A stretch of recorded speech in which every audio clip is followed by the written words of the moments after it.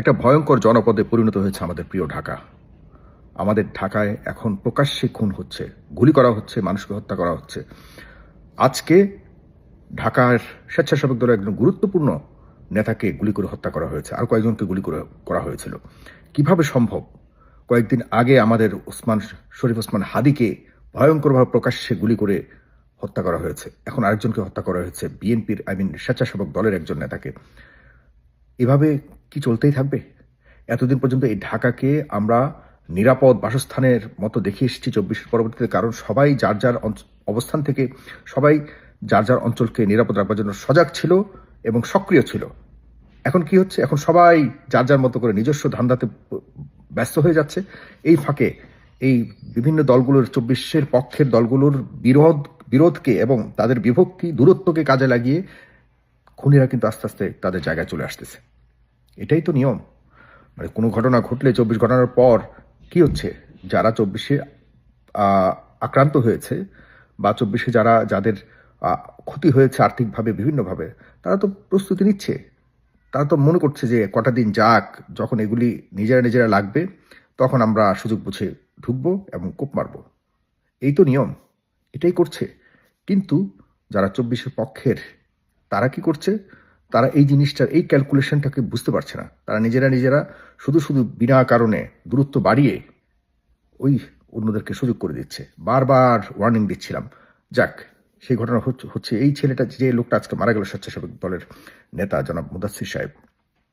এই ভদ্রলোক, এর ব্যাপারে কখনোই কোনো অভিযোগ ছিল না। এমন একজন ফ্রেশ নেতা ছিলেন তিনি, যথেষ্ট জনপ্রিয় নেতা ছিলেন তিনি। সাবেক উত্তরের, মনে হয় ঢাকা উত্তরের স্বেচ্ছাসেবক দলের তিনি সাধারণ সম্পাদক ছিলেন। ওনার মতো লোককে এভাবে হত্যা করা, নৃশংসভাবে হত্যা করা, পেটে ৩টা গুলি করেছে এবং সে প্রায় স্পট ডেড হয়ে গেছে। এখন এসবের দায় আসলে কে নিবে? এই সরকার তো কারো কথা শুনছে না। এই সরকারের যারা রয়েছে তারা ৯টা ৫টা অফিস করছে, আর যত মানে অন্যরকম উপায় আছে সব করে অল্প সময়ের মধ্যে তারা একটা মেশিন বসিয়েছে। হাজার হাজার কোটি টাকার এদিক সেদিক হয়ে যাচ্ছে। এগুলিকে একসময়, আমি জানি না কারা হিসেব নিবে, এসব হিসেব নিবে এদের কাছ থেকে, কিন্তু এদের দ্বারা কোনো ডিপার্টমেন্টে কোনো ধরনের উন্নতি সফল হয়নি। এখন সবচেয়ে বড় যেটা আমরা চেয়েছি, যে এই দেশের যারা গুরুত্বপূর্ণ মানুষগুলি রয়েছে, অন্তত পক্ষে জীবন ঝুঁকিতে তাদের জীবনের নিরাপত্তা যেন দিতে পারে, সেই নিরাপত্তার জন্য পুলিশ, র্যাব এবং অন্যান্য যে আইন শৃঙ্খলা রক্ষাকারী যে বাহিনীগুলি, এগুলি কার্যত নিষ্ক্রিয় হয়ে আছে। পুলিশ কিছুটা চেষ্টা করলেও শতভাগ তো সম্ভব না, যতটুকু পর্যাপ্ত করা দরকার ছিল সেটি করতে পারছে না, ব্যর্থ হচ্ছে। পুলিশের শীর্ষ পর্যায়ে এতগুলি ঘটনার পরেও পুলিশের পক্ষ থেকে শীর্ষ পর্যায়ে যে একটা রদবদল বা দায়িত্ব পরিবর্তন করে অন্য কাউকে দিয়ে এই বর্তমান পরিস্থিতি থেকে উত্তরণ ঘটিয়ে দায় কিছুটা নিয়ে হলো জনগণের কাছে এর দায় স্বীকার করে যে সরে যাওয়া দায়িত্ব থেকে, এই ধরনের কোনো ঘটনা এ পর্যন্ত হয়নি। আর কত ঘটনা হলে পরে সরকার শরম পাবে, লজ্জা পাবে? আর কত মৃত্যু হলে পরে এই পুলিশ বাহিনী বলবে যে আমাদের দায় আছে, আমাদের দুর্বলতা আছে, আমরা এই জায়গা থেকে আমার দায়িত্ব থেকে সরে গেলাম, অন্য কাউকে দায়িত্ব দিচ্ছি। এমন কিছু উদাহরণ তো তৈরি করতে হবে। আইজিপি একজন আছেন, তিনি সে বসেই আছেন, এসে তার নেতৃত্বে বহু ধরনের ঘটনা ঘটছে, তিনি কোনো পরোয়া না করে এখনো পর্যন্ত বসে আছেন। স্বরাষ্ট্র উপদেষ্টা এই বেহায়ের মতো তিনি বসে আছেন। আজকে দেখা যায় এই ঘটনার কালকে বলবে যে কি বলে ২৪ ঘন্টার মধ্যে খুনিকে আমরা বের করব। হাদির খুনির কোনো খবর তো নাই এখন, বরং মানুষ মনে করে হাদির হত্যাকারীদের বিচার হবে কিনা এই নিয়ে এখন বড় সংশয় দেখা দিয়েছে। হাদির হত্যাকারীদের বিচার হবেই, কিন্তু আমি আশঙ্কা করছি, আমি সংশয় এক্সপ্রেস করছি যে সামনে আরো কত হাদির জীবন যায়।